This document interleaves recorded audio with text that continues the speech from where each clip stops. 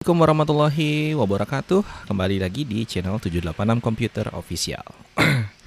Kali ini saya dapat customer ya yang minta tolong untuk upgrade RAM dari laptopnya. Ya, ini laptop Acer seri E3111 ya, seri E3111.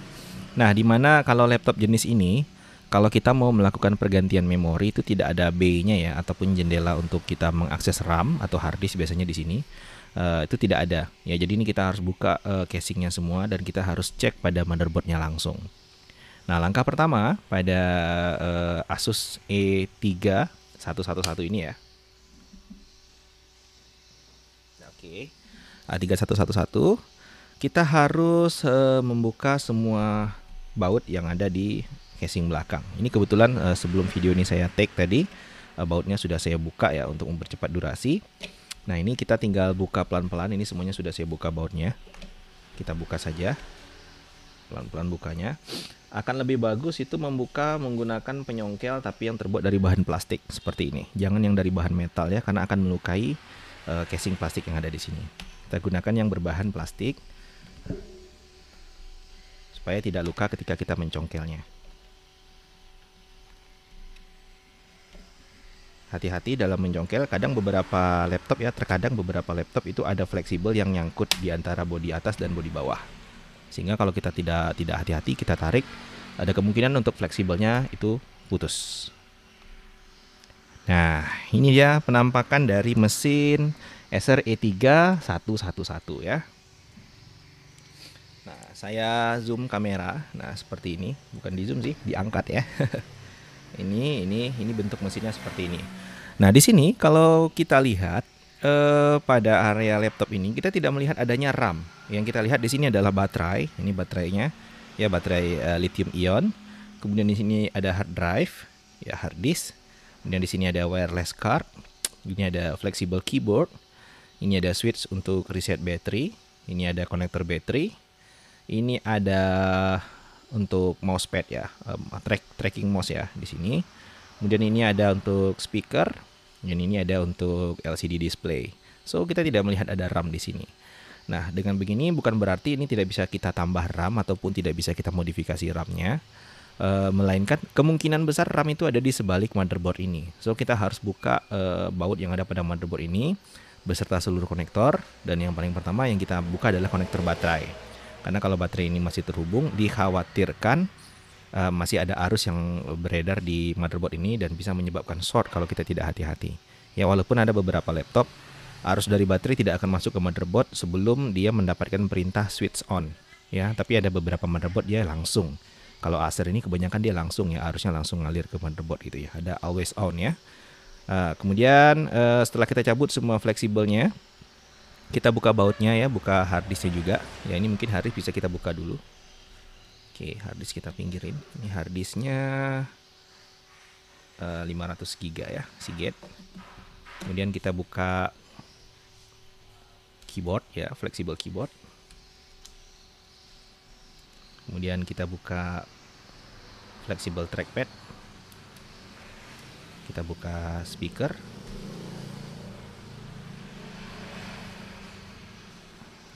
Oke, tidak bisa tangan satu ya. Jadi ini kamera saya letak lagi. Oke. Nah, tidak bisa tangan satu, jadi saya harus pakai tangan dua. Oke. Kemudian baterai. Kemudian ini yang paling penting, LCD display. Ini hati-hati karena kabelnya sangat kecil sekali. So, kalau putus salah satunya bisa berabe ya. Nah, ini kita buka lemnya dulu, baru kita geser ke belakang. Ini berbeda laptop, berbeda cara membuka untuk LCD-nya ya. Ada yang cuma ditarik ke atas, ada juga yang pakai fleksibel, macam-macam. Nah, sekarang ini udah kebuka ya untuk yang di motherboardnya, fleksibelnya. Sekarang kita longgarkan bautnya ataupun kita buka. Yang pertama di sini, karena ini ada wireless card-nya nyangkut di sini, kita harus buka di wireless card-nya dulu. Oke, wireless card-nya udah kita buka, kita copot seperti ini. Oke, kelihatan ya. Oke, kemudian di sini biasanya sih yang untuk dibuka itu yang ada tanda-tanda panah. seperti ini, ada tanda panah warna putih ya. Kalau mungkin bisa dilihat, oke saya zoom. Zoom manual. Nah ini ada panah berwarna putih. Kemudian mana lagi ya? Nah ini seperti ini ada panah berwarna putih. Nah biasanya itu yang harus dibuka kalau kita mau membuka sebuah mainboard dari casingnya. Oke, saya buka.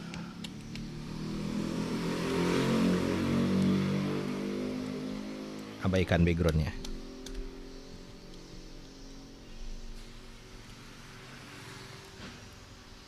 Oke, kayaknya sudah selesai.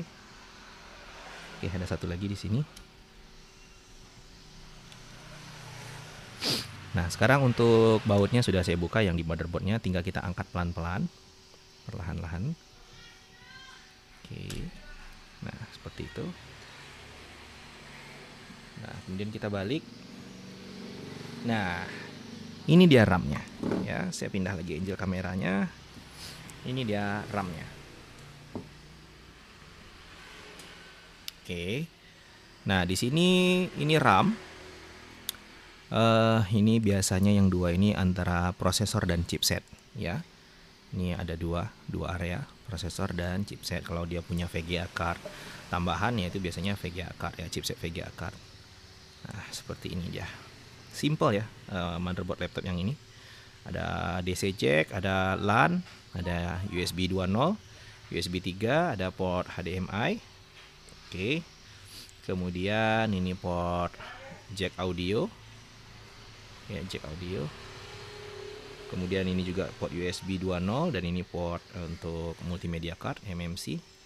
Ini baterai BIOS dan ini RAM. So, sebelum kita mengganti RAM, kita harus pastikan dulu RAM yang ada di sini itu RAM jenis apa dan serinya apa. Nah, di sini kita lihat RAM bawaannya adalah DDR3 ya. Kita bisa lihat dari sini kodenya DDR3 ya, PC3, kemudian dengan kapasitas 2 GB ya, 2 GB di sini. Kemudian DDR3 PC3. Kemudian dia ada kode L. Berarti ini yang low voltage. Artinya ini biasanya digunakan pada laptop-laptop yang saat ini ya, yang terbaru ya. Karena ada kode L itu low voltage, artinya dia bekerja di tegangan 1,3 volt ataupun 1,35 ya. Kalau yang tidak ada seri L, kode L-nya itu yang normal, biasanya dia bekerja di 5 volt. Nah, seperti itu. Jadi ini lebih hemat energi sih sebenarnya, ada kode L itu. Nah, jadi ini kalau kita masukkan yang tidak L di motherboard yang L itu nggak bisa. Ini motherboard ini support yang L berarti. Kalau kita masukkan RAM ataupun memori yang tidak ada kode L, di sini biasanya dia nggak akan bekerja. Tetapi kalau RAM-nya yang ada kode L kita masukkan ke motherboard yang biasa, artinya yang tidak kode L itu juga bisa. Cuman ya pasti ada kelemahannya karena di situ dia akan memberikan tegangan 5 volt. Sementara RAM yang kita masukkan itu membutuhkan tegangan 1,35 volt. Yaitu biasanya RAM-nya akan lebih cepat panas. Oke ya, jadi ini seri L, jangan sampai salah ganti. Oke, ini kita akan upgrade menjadi yang lebih besar, ini 2. Oke, kita akan ganti ke 2 kali lipatnya ya, yaitu 4 GB. Oke, kita akan cari dulu RAM-nya yang DDR3, kemudian 4 GB, dan serinya L.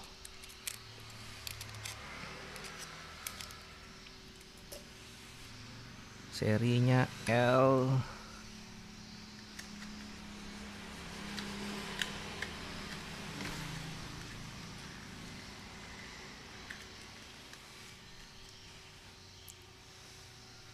Oh, ini enggak, ini 4 GB, PC DDR3 bukan L. Kita cari yang L.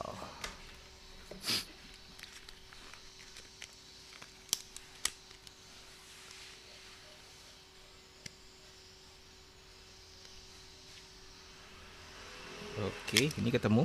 Ini yang L ya. Ini yang seri L 1,35 volt. Nah, ini kapasitasnya 4 GB. Oke, sekarang kita tinggal ceng saja memorinya seperti biasa. Kita masukin slide-nya miring seperti ini, kemudian kita pastikan dia mentok, baru kita tekan ke bawah. Nah, setelah itu kita tinggal pasang kembali ke motherboardnya. Kita pasang kembali ke motherboardnya, sesuaikan dengan kondisi sebelumnya. Untuk posisinya harus betul-betul presisi ya, jangan sampai ada yang nonjol ataupun kurang pas. Oke, nah, kalau sudah kita pasang bautnya kembali. Nah, sekarang ini sudah kita pasang semuanya ya, bautnya sudah kita pasang, yang ada tanda-tanda panah putih itu sudah kita pasang. Ini juga kita sudah pasang bautnya. Kemudian konektor keyboard sudah, baterai sudah, trackpadnya sudah, kemudian ini speaker, wireless cardnya, kemudian juga di sini tentunya VGA displaynya ya untuk ke konektor displaynya. Oke, sudah kita pasang seperti ini, kita tinggal tutup cover belakangnya, pastikan juga presisi. Tutup cover belakangnya, kita lihat seperti ini, jangan sampai ada yang terangkat ya. Kalau bisa kita betul-betul presisi, karena kalau kita paksa kadang-kadang ada pin yang patah. Oke, kadang-kadang dia bunyi klik. Nah, seperti itu.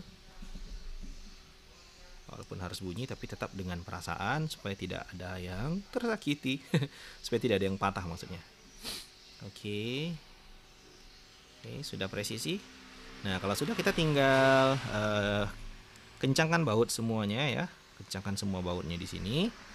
Kemudian kita tinggal nyalakan dan kita tes.